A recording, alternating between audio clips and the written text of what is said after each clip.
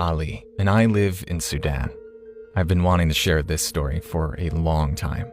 I'm the second oldest of my siblings after my sister, who is 18. I'm 17 years old. My story happened when I was 11 years old. We were a normal family. My mom was pregnant at that time.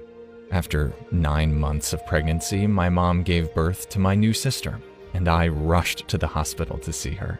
She was really cute. Unfortunately, my dad couldn't see her in person, but I did a video call. He was working in another country. My dad cried with joy when he saw her. After my mom got treatment, the neighbors were waiting for her to congratulate her, and my mom's brother, my uncle, was staying with us. During the celebration party, this old lady suddenly approached my mom and congratulated her. My mom was surprised at first, but said thank you without really thinking very much. Later, all the family members ate dinner at night and went to bed after about 10 p.m., but I woke up suddenly at 3 a.m. because I wanted to use the bathroom. As I was walking to the bathroom, I saw a silhouette of someone in my mom's room. I didn't think much of it because, well, I thought maybe my uncle was checking on us. Then, as I was leaving the bathroom, I saw something shocking. My uncle was throwing someone on the floor, punching them. He was yelling at me to go to my room and not come out. A few minutes later, I heard police sirens, and I could hear them and my uncle talking, but I couldn't hear them very clearly. After the police left, my uncle told us to go back to sleep. The next morning, I asked my uncle what had happened yesterday. He said something shocking. He said that when he went to the kitchen to get some water, he saw a man kidnapping my newborn baby sister.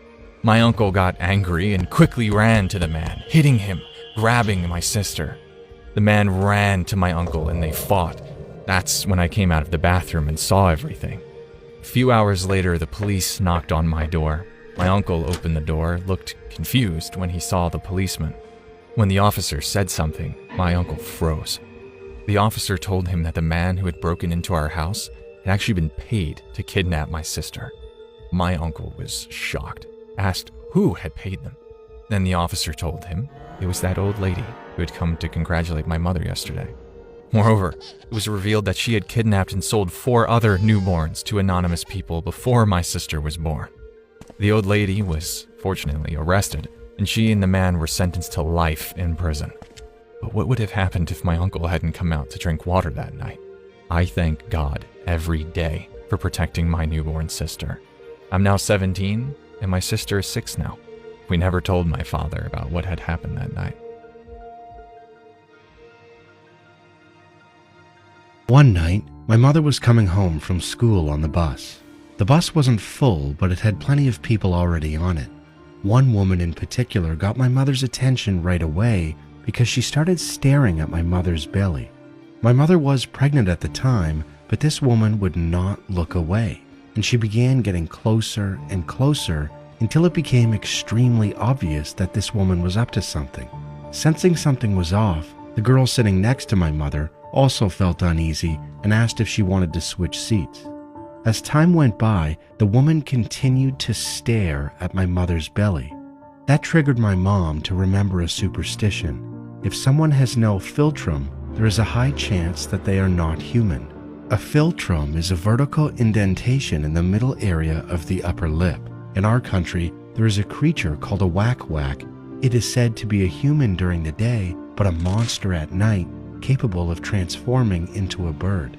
These creatures often appear during festivals and offer people food, but legend says you should never eat what they offer you. My mom heard this story from her grandmother when she was very young, and it was widely believed in the area where they lived. Until my mother got off the bus, the woman continued staring at her, and after finally getting off, the woman followed her.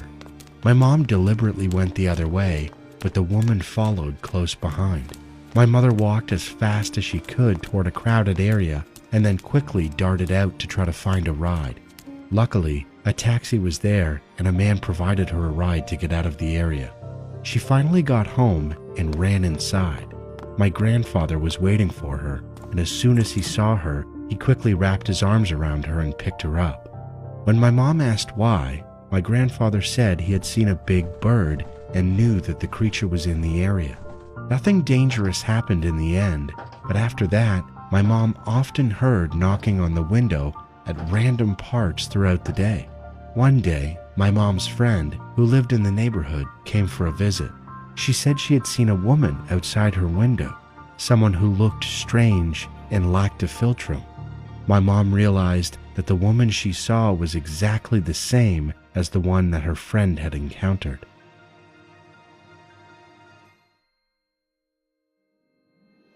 I was 13 years old when this scary incident happened, and I lived on the 7th floor of an apartment building. I was coming home from school with my older brother, who was a year older than me.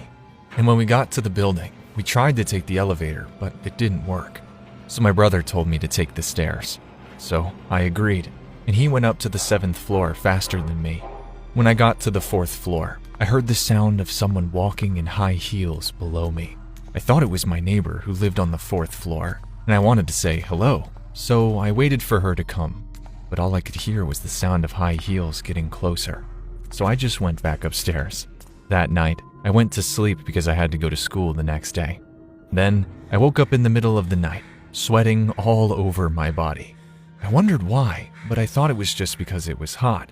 So I opened the window. I fell asleep again, but woke up again in the middle of the night. My whole body was drenched in sweat again. I was confused. I thought it was nothing. Tried to go back to sleep, but I couldn't move. I was scared. I didn't want to open my eyes, but I saw something standing in the corner of the room. Then suddenly, the shadow started jumping at me. I screamed and tried to move, and I realized that I was literally in sleep paralysis. I'd seen on YouTube that moving your feet could help you get out of sleep paralysis, so I tried moving my feet, and luckily, it worked. I was so scared that I ran to my parents' room and woke my mom up. I cried, told her what had happened, and she started praying for me. And when I woke up the next day, I heard shocking news. My neighbor on the 4th floor had died for unknown reasons. She was wearing red high heels and a red dress. It was like she was going to a party. And her cat was found dead in the bathroom.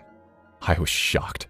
That night, I woke up again in the middle of the night and couldn't move, and I saw something shocking right before my eyes. It was a woman in a red dress with a cat. I realized she was my neighbor on the 4th floor who had died the day before, but her face was very pale and her cat was covered in blood. I closed my eyes and I started praying. When I woke up the next morning, luckily, there was nothing in my room. I didn't tell my parents. I thought I was just hallucinating. But I really have so many questions. Why did this happen to me? And why did she come to my room? Hey, I'm a really big fan of your channel, and I wanted to share a story my dad told me when I was younger. When my dad was around 16 years old, he was working on a ranch in Idaho. His job was to wrangle the horses that always ran off deep into the mountains. He would always use his own horse, Angel, to go and catch them. My dad said Angel was a funny horse because she always acted like a dog, very playful and full of energy. Every so often, when the horses ran off even deeper than normal, my dad would pass by an old, abandoned shack that looked like it had been falling apart for years. Every time he passed it, the hair on the back of his neck would stand up, and he'd get an eerie feeling. But it wasn't just him. Angel, his normally playful horse, would start bucking and snorting at the sight of the house. That really freaked my dad out. One day, while he was in town, he ran into another ranch worker who had been there for a few years. They started chatting over lunch, and since the guy knew the area so well, my dad asked, "What's the deal with the creepy rundown house?" As soon as he said that, the man's friendly smile changed into something else, a strange, unsettling grin. "You really want to know, kid?" the man asked. My dad said yes, and so the man told him this story. Back in the mid-1900s, a man named Frederick Beale lived in that house. Everyone just called him Beale. He didn't want to live near civilization, so he built the house in the mountains with his own 2 hands and lived there for many years. Each summer, Beale would come down into town, where the locals always expected him. He'd stock up on supplies before heading back into the mountains. He wasn't a mean old man. Actually, he was quite friendly, so the townspeople always looked forward to his visits. During the summer, he lived off the food he bought in town. In the winter, when heavy snow made the trip impossible, he hunted animals to survive.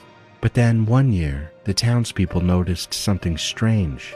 Beale never came down for his usual summer visit.